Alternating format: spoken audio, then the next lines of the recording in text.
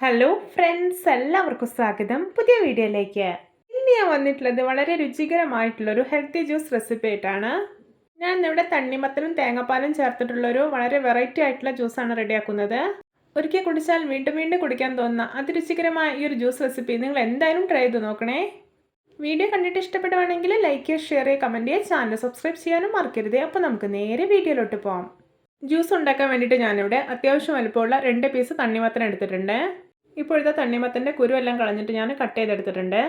പിന്നെ ഒരു കഷ്ണം തണ്ണിമത്തൻ ഞാൻ കട്ട് ചെയ്തതിന് ശേഷം സ്പൂൺ വെച്ചിട്ടൊന്ന് ഉടച്ചുകൂടി എടുത്തിട്ടുണ്ട്. ഇനി നമുക്കിത് മാറ്റി വയ്ക്കാം.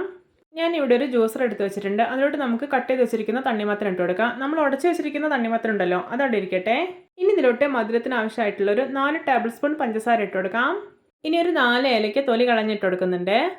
ഇനി ജ്യൂസിന് നല്ലൊരു ടേസ്റ്റ് കിട്ടാൻ വേണ്ടിയിട്ട് 2 ടേബിൾ സ്പൂൺ മിൽക്ക് മെയ്ഡ് ചേർക്കുന്നുണ്ട്. ഇനി ഇതിലോട്ട് ചേർക്കാൻ പോകുന്നത് തേങ്ങാപ്പാലാണ്. ഇതൊരു 4 ഗ്ലാസ് തേങ്ങാപ്പാലുണ്ട്. ഇത് ഞാനൊരു 3/4 മുറി തേങ്ങയുടെ 1/4 പാലും 2/4 പാലും കൂടി എടുത്തിട്ടുള്ളതാണ്. തണ്ണിമത്തനും തേങ്ങാപ്പാലും നല്ല കോമ്പിനേഷനാണ്. അതുകൊണ്ട് തന്നെ ജ്യൂസ് ഉണ്ടാക്കിയ ഒരു സ്പെഷ്യൽ ടേസ്റ്റാണ് ഉണ്ടാവുക.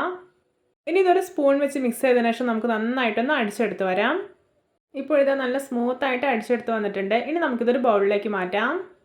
നമ്മൾ ഈ ഒരു ജ്യൂസ് അരിച്ചെടുക്കുന്നില്ല, അതുകൊണ്ട് തന്നെ നന്നായിട്ട് അടിച്ചെടുക്കണം. നമ്മളിതിൽ ഏലയ്ക്കൊക്കെ ഇട്ടുകൊണ്ട് തന്നെ അതൊക്കെ നന്നായിട്ടൊന്ന് അരിഞ്ഞ് കിട്ടുന്ന പാകത്തിൽ കുറച്ച് സമയം എടുത്തിട്ട് വേണം ഇത് അടിച്ചെടുക്കാൻ. ഇതിലോട്ട് നമ്മൾ ഉടച്ച് മാറ്റി വെച്ചിരിക്കുന്ന തണ്ണിമത്തൻ ഇട്ട് കൊടുക്കാം. എന്നിട്ട് നന്നായിട്ടൊന്ന് മിക്സ് ചെയ്തെടുക്കാം. ഇപ്പോഴത്തെ നമ്മുടെ രുചികരവും ഹെൽത്തി ആയിട്ടുള്ള തണ്ണിമത്തൻ തേങ്ങാപ്പാൽ ജ്യൂസ് റെഡി. നോക്കി കാണുമ്പോൾ തന്നെ കൊതിയായിരുന്നല്ലേ. നമ്മൾ ജ്യൂസ് കുടിക്കുന്ന സമയത്ത് ചെറുതായിട്ട് തണ്ണിമത്തൻ ഒന്ന് കടിക്കാൻ കിട്ടുമ്പോൾ നല്ലൊരു ടേസ്റ്റാണ് ഉണ്ടാവുക. നമ്മുടെ ദാഹവും ക്ഷീണവും ഒക്കെ മാറ്റാനായിട്ടുള്ള വളരെ ഹെൽത്തിയും ടേസ്റ്റി ആയിട്ടുള്ള ഒരു ജ്യൂസാണിത്. തേങ്ങാപ്പാലിൻ്റെ നല്ലൊരു ഫ്ലേവറാണ് ഈ ഒരു ജ്യൂസിന് ഉണ്ടാവുക.